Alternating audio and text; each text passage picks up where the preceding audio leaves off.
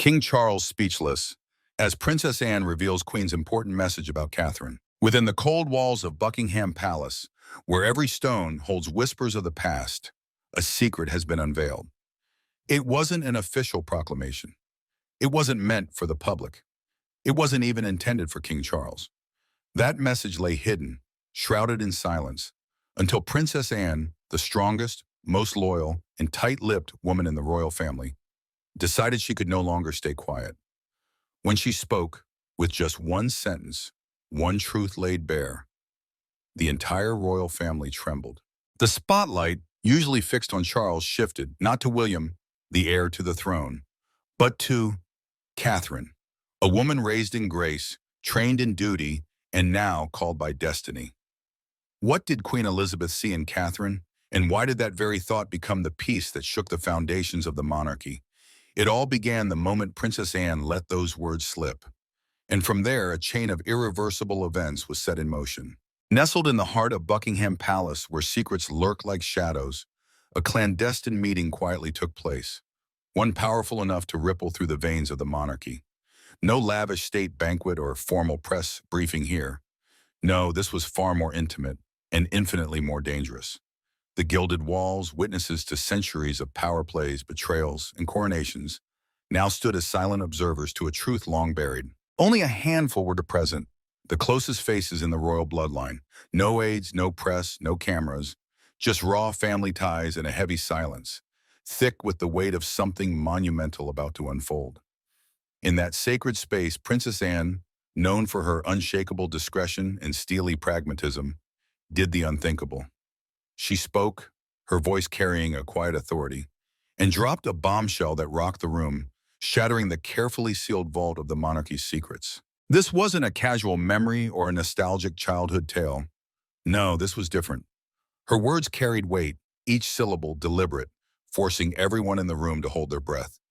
Catherine was always different, she began, her gaze locked on King Charles, who sat motionless, oblivious to the storm brewing just ahead. The Queen's only daughter wasn't offering an opinion. She was delivering a message, one left by Queen Elizabeth herself. No official documents, no written record, but unforgettable all the same. According to Anne, in the Queen's final days, a hushed conversation took place, not with the press, not with advisors, but with her daughter. In that moment, Elizabeth revealed a belief that stunned. The future of the monarchy might not rest solely in the hands of the heirs torn by countless questions. This wasn't about tradition, nor titles, nor birthright. It was about strength, vision, and a quiet, dignified power. The Queen believed Catherine held something she feared might be the monarchy's last hope in a world changing at breakneck speed. No one in that room saw it coming, and that's exactly what made it so potent. The air grew thick. Even those most at ease with royal protocol found themselves rattled, as if stripped of their armor. This wasn't just a family moment of reflection. It was a crack in the iron shell of succession, a sudden challenge piercing the very core of the monarchy's identity. For centuries, the line of succession seemed etched in stone.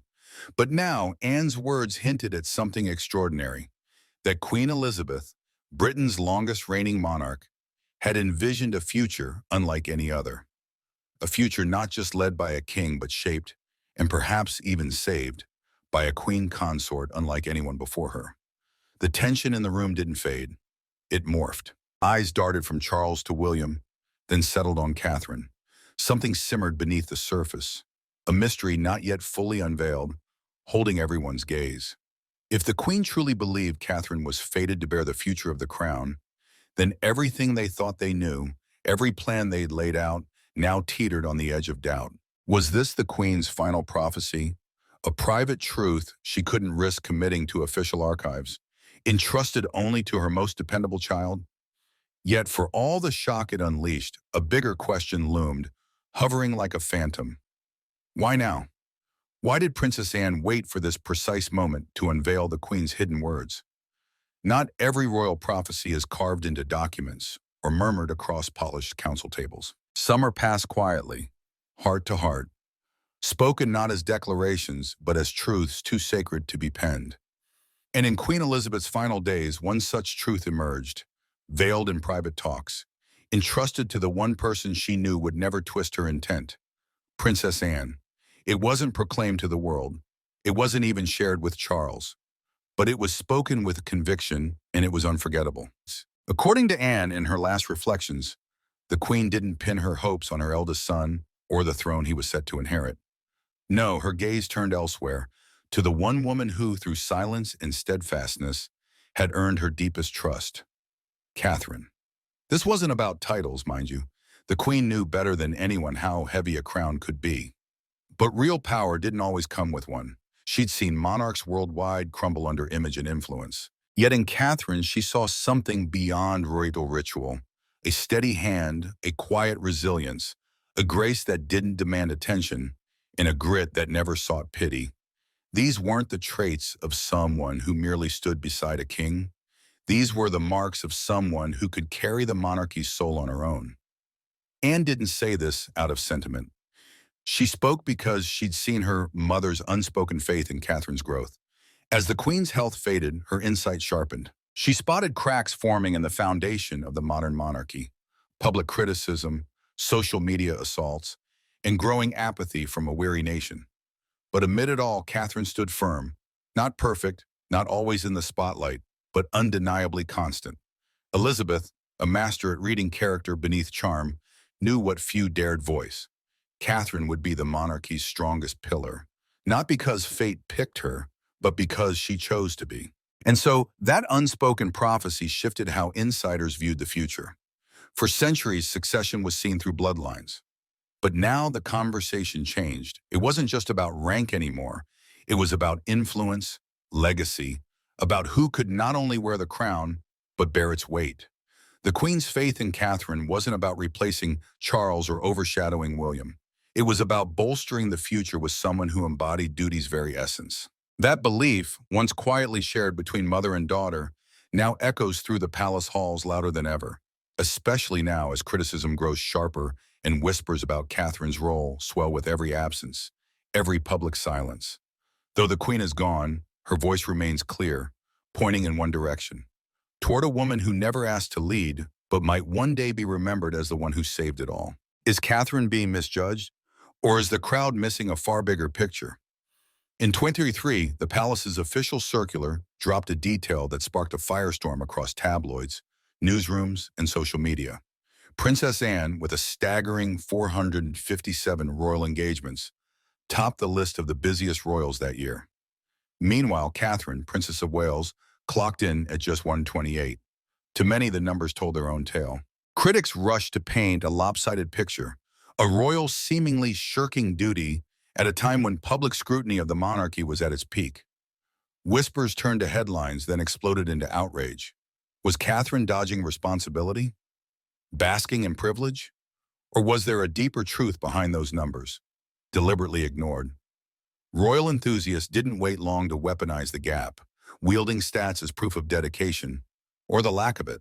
But those in the palace's inner circle offered a different story. They said Catherine's lighter public schedule wasn't born of laziness or indifference. It was a deliberate, principled choice. She was prioritizing something the monarchy had rarely valued before: the emotional bedrock of the next generation. While Princess Anne powered through ceremonial duties like an unstoppable force, Catherine waged a quieter battle at home, one tied to raising 3 children who'd one day inherit not just titles, but the full weight of royal legacy. That choice came at a cost. The public, trained to measure worth by visibility, paid no heed to the toll of relentless judgment. Catherine wasn't stepping back. She was investing. In Prince George, growing fast under an accelerating education. In Princess Charlotte, already treading the fragile line between normalcy and nobility. And in little Prince Louis, whose every public move was dissected far beyond his years. Catherine did what no royal mother before her had dared: set the crown aside to nurture the children who'd one day wear it. She did it knowing full well the media would turn her absence into a sharpened blade. Even Princess Anne, famously unflappable and a stickler for duty, stood up for Catherine's decision. Anne, who'd long set the bar for royal work ethic, nodded that family comes first. A rare moment of unity between 2 starkly different women, one defined by tireless public service, the other by quiet strength behind palace walls. That alignment wasn't trivial. If even Anne, the monarchy's steel backbone, saw value in Catherine's path, maybe the world had it all wrong. What emerged wasn't just a schedule comparison, it was a reckoning with the monarchy's deep-seated double standards. Catherine was held to expectations forged in a bygone era where queen consorts were meant to smile, wave, and fade behind the king. But times have changed, and Catherine isn't just reshaping the role, she's rebuilding it from scratch. While outsiders obsessed over numbers, they missed what simmered beneath. Catherine wasn't just showing up at events, she was preparing something far greater. Beneath the crown's glow and public smiles, Catherine's royal education never stopped. The world might judge her by photo ops and appearances, but she's quietly mastering a power beyond statecraft. Her rise isn't built on flash, but on a relentless chase for knowledge, nuance, and patience. Behind palace walls, Catherine isn't just learning to wave from balconies. She's unraveling the intricate workings of a modern monarchy, budget briefings, international relations, national policy impacts. She soaks it in layer by layer, not for fame, but for endurance. And she does it her way, slowly, deliberately, steady as a strategist cloaked in mystery. This approach isn't random. It echoes the woman the press often overlooks, Princess Anne. Anne never needed headlines to prove her worth. Her legacy was forged through discipline, discretion, and duty, hundreds of engagements handled without fanfare. Catherine's following that blueprint. She's crafting a leadership style rooted not in dominance, but in depth. While others play for attention, she plays the long game for impact. And it's starting to show. Quietly, she's becoming the architect of a new royal leadership. Substance over style. Beyond the pomp of protocol, Catherine finds meaning in causes other royals barely touch. Mental health isn't just a press gimmick, it's her personal mission. Early childhood development isn't just a campaign, it's the bedrock of her vision for the nation. And her investment in family isn't symbolic, it's lived. These aren't tasks handed to her, they're responsibilities she's claimed. Catherine doesn't chase relevance, she builds it, one purposeful step at a time. Because she knows true leadership isn't about grabbing the spotlight, it's about earning trust. Queen Elizabeth saw this long before the world did. In her final private words to Princess Anne, she acknowledged something quietly profound. That Catherine wasn't just learning to serve, but to lead. It was subtle, unspoken in public, but Anne remembered, and over time it became clear. The Queen had planted a seed, which she number up to seed, one she trusted would bloom not in the spotlight, but in the shadows. Because real influence doesn't come overnight, it's cultivated in the dark, where strength is tested and character forged. Through that silent evolution, Catherine found more than her own voice. She found a guiding presence in Princess Anne. She discovered not just approval, but kinship, a quiet mentorship built on shared burdens, mutual respect, and an understanding few could grasp. For while the crown may rest on one head, its weight is often borne by those who walk beside and behind.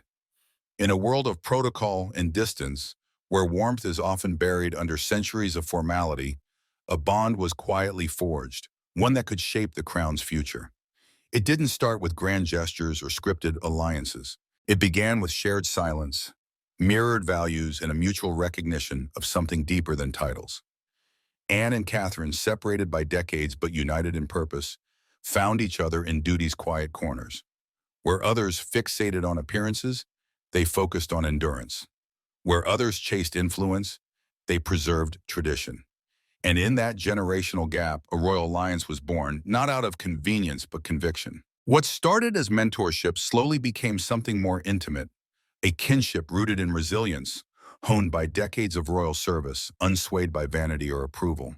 She never played the media's game. She built her legacy through sheer will and unwavering devotion to duty.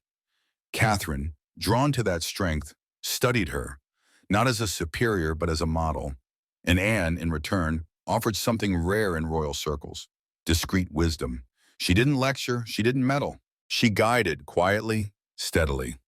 She taught Catherine how to weather the storms of power, how to stay calm when walls tremble, and how to rise without shouting. Their bond never played out for the cameras, but behind the scenes, it was one of the family's firmest. Insiders speak of long, unpublicized talks, moments when Anne stepped in, not to correct, but to reinforce. In royal projects, their collaboration was unmistakable. Whether it was Catherine's deep dive into early childhood development or Anne's tireless commitment to global humanitarian work, they found a rhythm, complementing each other with grace and humility. Together, they weren't just fulfilling duties, they were redefining the legacy of royal women, from ornamental to operational. What emerged from this alliance wasn't just personal connection, it was a passing of the torch, not with fanfare, but with trust. Anne, who'd spent a lifetime safeguarding the monarchy's image and integrity, now saw in Catherine someone capable of carrying that burden forward, not by copying the past, but by embodying its core values in a new age. And Catherine, never one to rush or seek praise, accepted that torch, not as a symbol, but as a duty. Yet, with this rise in quiet strength, a new storm brewed, one Anne, for all her wisdom and experience, never faced. While Anne navigated tradition, Catherine must tackle something far more volatile, the digital age where every moment is captured, every silence questioned, and every misstep amplified in real time. In Anne's day, gossip lived in tabloids. Today, it spreads in seconds. Back then, headlines came once a day and faded just as fast. There was time to breathe, to reshape the story, to recover. But the world Catherine stepped into is ruthless. Social media doesn't wait, it doesn't ask. It assumes, accuses, and amplifies before truth gets a word in. Every word she speaks, every glance she gives, even every absence. Nothing escapes the digital net. And unlike the tight grip the palace once held over public image, this new era belongs to algorithms, influencers, and relentless speculation. The monarchy isn't shielded by prestige anymore. It's besieged by perception. In a resurfaced interview, Princess Anne, with her usual blunt tone, admitted what everyone suspected.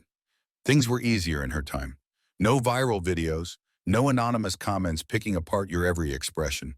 She mused on how the absence of social media let mistakes fade quietly. Learning happened without shame. But she didn't say it with arrogance.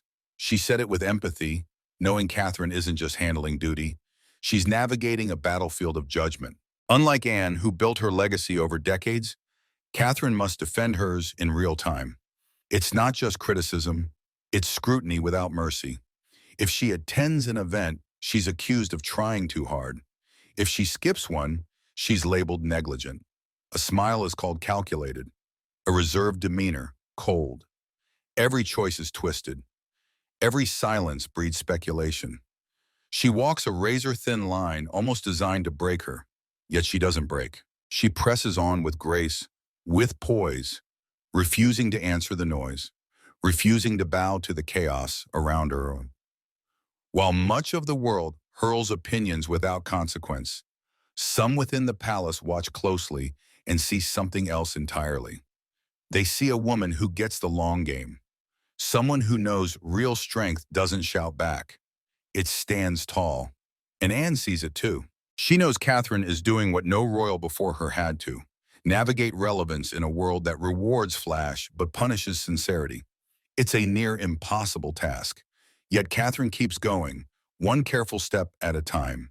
Even as the digital tide rises, even as critics try to shred her image frame by frame, her choices behind closed doors speak louder than the clamor outside. Because while the world fixates on what's visible, what she's building out of sight earns respect where it matters most. While cameras chase headlines, Catherine makes sacrifices no one sees. Her absence from the 2023 Earthshot event sparked a flurry of guesses, with critics quick to call it unroyal, as if motherhood didn't belong on the kingdom's priority list. The tabloids didn't hesitate. They questioned her dedication, her timing, her place in the royal pecking order. But what they didn't question, because they never cared to look, was the reason for her silence. Catherine stayed home, not due to illness, not over a scandal, but because her son, Prince George, had exams. "I've been helping George," she admitted simply, almost under her breath. But in that one line, she revealed a truth more powerful than any headline. She'd chosen motherhood over monarchy, and she had no regrets. It wasn't just about tutoring or review. It was about presence, reassurance, showing her son that despite the crown looming over their family's future, he was still a child and he came first. In a world where every moment is public property, Catherine guarded the most private one of all, the bond between a mother and her child. She wasn't abandoning duty, she was redefining it, because the monarchy's survival doesn't hinge solely on public outings or polished looks. It rests on the next generation's ability to carry it with strength, humanity, and grounding. And Catherine, more than anyone, gets that. This wasn't a one-off move, it's part of a pattern of choosing what matters, even when the world doesn't get it. Catherine's sacrifices don't come with shiny medals. They don't make the news. But they shape character, build resilience, and plant seeds for a lasting legacy. She's not just raising kids, she's raising future monarchs. And she does it with a quiet intensity the public rarely glimpses. It's not glamorous, it's not cheered, but it's vital, more than you might think. Because what people often forget is that the monarchy isn't just parades and portraits.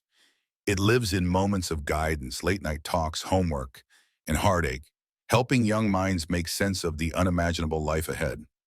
Even Princess Anne, the monarchy's hardest worker, backed Catherine's choice. She knew some duties don't show up in court records. They happen behind closed doors. And Anne, more than anyone, saw the strength it takes to turn away from public expectation, to do what's right over what's applauded. Catherine's dedication mirrors a deeper philosophy, one Queen Elizabeth herself held dear. A monarch's true legacy isn't in the number of events they attend, but in the future they leave behind. And Catherine is ensuring that future is rooted in empathy, strength, and unshakable love. Now with the Queen's prophecy unveiled, with whispers of Catherine's quiet power echoing through Buckingham's halls, one final question rises above the noise, demanding an answer. Queen Elizabeth may be gone, but her last words are shaping the monarchy's next chapter in ways no one foresaw. With a single revelation quietly delivered by Princess Anne, the story shifted. Catherine is no longer just the calm wife at William's side. She's something more, something essential. In those final private reflections, the Queen didn't speak of bloodlines or birthrights. She spoke of vision, humility, service, values the monarchy was built to uphold, now wavering under a modern world that doubts its relevance. In Catherine, Elizabeth didn't just see a consort, she saw a guardian of continuity, someone who could hold tradition and transformation in one hand. It was never about who'd wear the crown next. That was always William. But the Queen grasped something deeper. The monarchy's survival wouldn't rest on titles. It would hinge on stability, on someone who could anchor the family through storms, lead with heart, not ego. Catherine, with her quiet strength and unyielding resolve, has become the still point in a spinning world. She may not sit on the throne today, but she already bears its weight. In private choices, public restraint, in every sacrifice made far from the cameras. She's shaping what a modern royal must be. The monarchy doesn't need more spectacle, it needs substance. And that's what Catherine brings. Where others falter under scrutiny or grab for power, she stands steady, unswayed by noise, unshaken by pressure. Her strength isn't loud, but it's undeniable. And now, with the Queen's silent prophecy laid bare, the royal family can't pretend it's business as usual. Because in Catherine, the institution may have found not its next figurehead, but its only way forward. So as the royal family moves ahead, facing new reigns, new critics, and new challenges, one quiet message still resonates, etched not in law, but in legacy. The future may wear a crown, but it's guided by grace. What do you think? Let me know in the comments. Don't forget to like and subscribe. We'll see you in the next one.